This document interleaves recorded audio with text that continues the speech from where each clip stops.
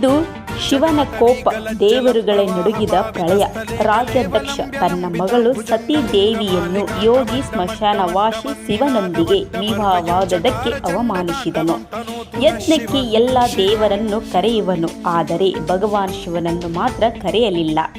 ಸತೀದೇವಿ ತಂದೆಯ ಅವಮಾನವನ್ನು ಕಂಡು ಯಜ್ಞಾಗ್ನಿಯಲ್ಲೇ ತಮ್ಮನ್ನು ಸಮರ್ಪಿಸಿಕೊಂಡರು. ಆ ಸುದ್ದಿ ಕೇಳಿದ ಶಿವ ಕೋಪದ ರುದ್ರ ತಾಂಡವ ತಾಳಿ ಜಟೆಯಿಂದ ಉದ್ಭವಿಸಿದನು ವೀರಭದ್ರ. ಇಂದಿಗೂ ಮಹಾರಾಷ್ಟ್ರದ ಕೆಲವು ದೇವಸ್ಥಾನಗಳಲ್ಲಿ ನಂದಿ ಶಿವನನ್ನು ನೇರವಾಗಿ ನೋಡುವುದಿಲ್ಲ. ಆ ದಿನದ ಪ್ರಳಯ ಭಯ. ಇದು ದಕ್ಷ ಯಜ್ಞದ ಕತೆ, ಗರ್ವದ ಅಂತ್ಯ, ಭಕ್ತಿಯ ವಿಜಯ. ಶಿವನ ಕೋಪದಿಂದ ವಿಶ್ವವೇ ನಡುಗಿತು. ಹರ ಹರ ಮಹಾದೇವ್.